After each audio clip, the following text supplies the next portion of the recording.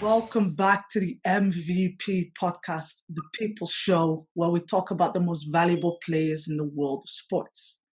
And unfortunately, due to recent events, we have to pick up social injustices again because something happened over in America and the players have actually had enough.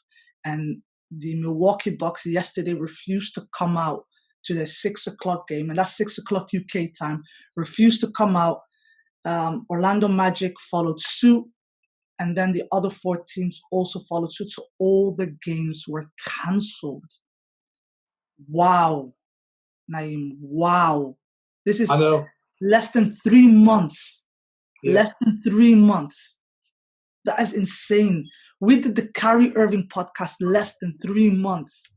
Wow. I remember that. I was in my car. Do you remember? I was in Yeah, my car. yeah, It feels like yesterday. And the sad thing is, it feels like we've kind of taken a step back. Like the way it was heightened and the fight was so unanimous at the beginning. I feel like we've taken a step back because these things have continued. They continued days after the initial events that happened 3-4 months ago, and these things have just continued up until as far as 2 days ago.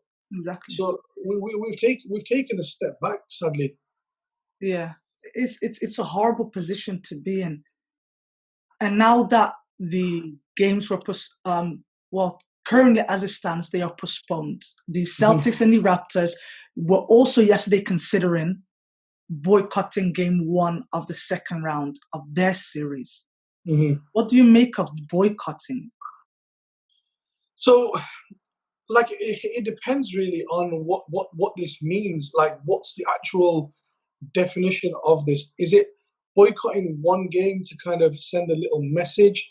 Is it boycotting an entire series? Is it shutting down the playoffs altogether? It depends on what they are trying to do, because there's obviously the Lakers and Clippers. They've said that let's end the season now. The other 6, 7, 8 teams that are left have said no, let's not do that. Let's continue. So there's not a unity there amongst the teams. Some teams feel like a 1-2 games, boycott would send the message. Other teams feel strongly about it. So I'm not too sure really. I'm quite torn, because I think not playing sends a very, very strong message. Like, we're serious. Like LeBron James's tweet and some of the other comments. Like Kenny the Jet Smith walking off the set yesterday on TNT, just walked off. I couldn't believe it. It sends a really strong message, because it makes you think, well, why is this normal event not happening?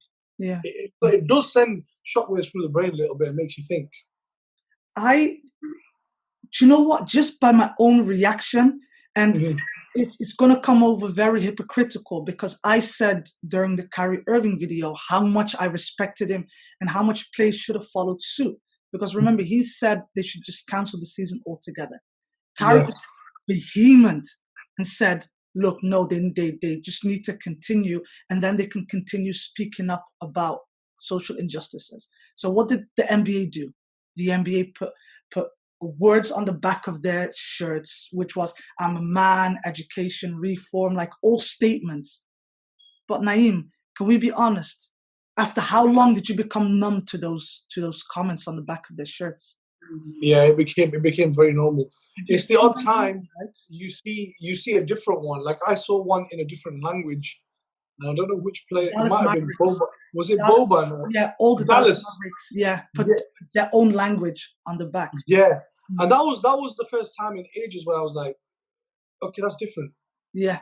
But other than that, like that's just a nice touch. That's not. And look, this is not the NBA's fault. No. That's a nice, but it needs to be bigger than that. It needs to be more than that. And I think I said that it's probably better to cancel the season, just like I said in football. Yeah. I feel like, genuinely, I feel like that's what they should have done, because some players feel like they can't give their all to both the protesting and what they're trying to do, what they're trying to achieve socially with all the injustices, as they can do with basketball. LeBron might be one of the unique ones, because we mentioned him very strongly, didn't we, last time? Yeah, we did. He could do both. But Yeah. a lot of these other guys, they don't feel like Jaylen Brown doesn't feel that way. He wants to quit now. He wants to go and help.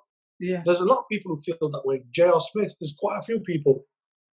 But so I'm looking at this from two sides of the coin, and I 100% agree with you, right?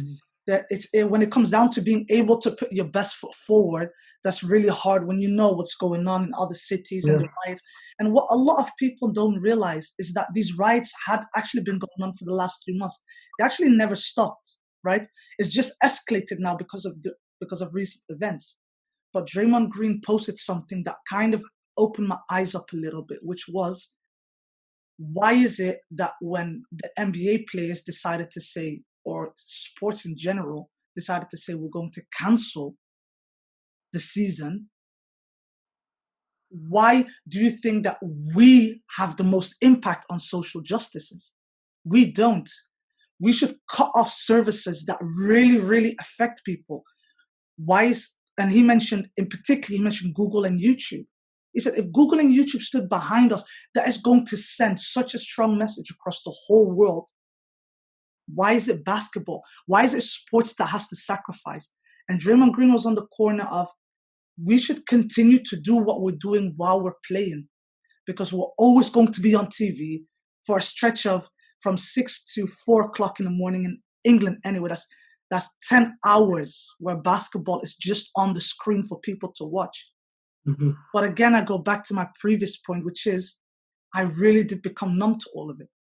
I really did. And it is distracting. The playoffs is just distracting.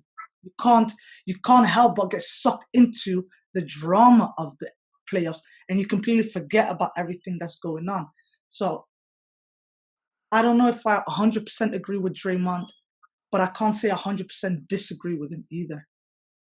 Well, I think this is something that I said about LeBron James again on the last time we spoke about this, was that would you be able to focus on the two, and like you just said there, your focus has been taken away from all of this, and it's because basketball's back, because the Champions League was here in football, because something else is coming in 2 weeks' time, and something else is going to come after that.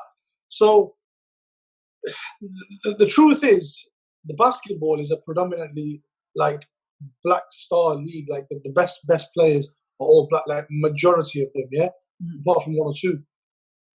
They have such a big impact. Like Draymond Green is right to some degree. Like I agree, big organizations have to play a part. But whatever message the players in the NBA send, and to some degree baseball, and some degree the NFL as well, actually, in another league where it's predominantly black players are the better players. Whatever message they send is a very strong message, because it's a league that's dominated from a talent standpoint, from like the best players and everything by black players. So they have a very, very an important role to play in all of this. So I agree with him to some degree, but I also think by sending a message, you're telling people, look, well, you want to do X, Y, and Z to our people. Well, this is what our people can also do. We can also sit out and not give you that product that you so badly crave, that you gamble on, that you do X, Y, and Z, that you profit from.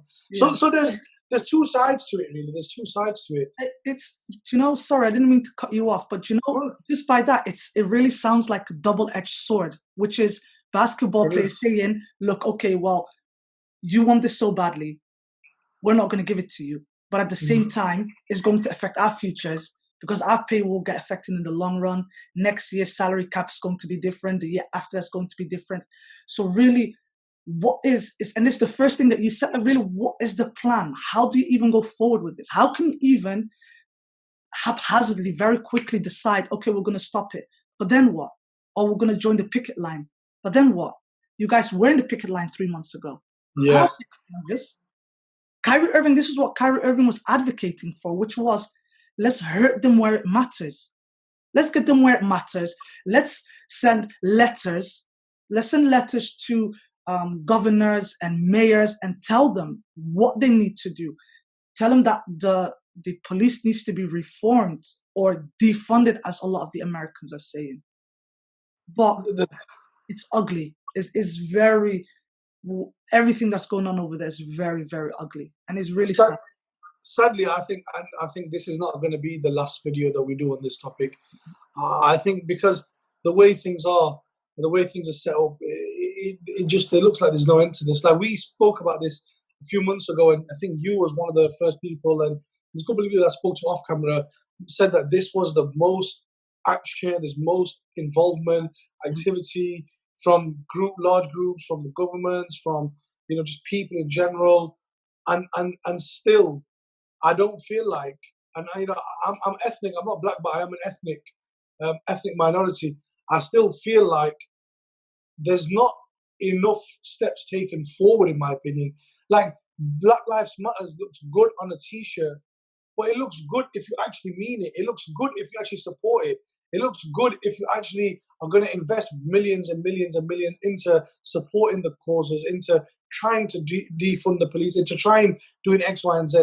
Just having Black Lives Matter, equality, this, that, the other on a T-shirt, on a shirt, doesn't mean nothing if there's no end product, there's no follow. That's Danny's word, follow. In our meetings, there's no follow-up, there's going to be no results.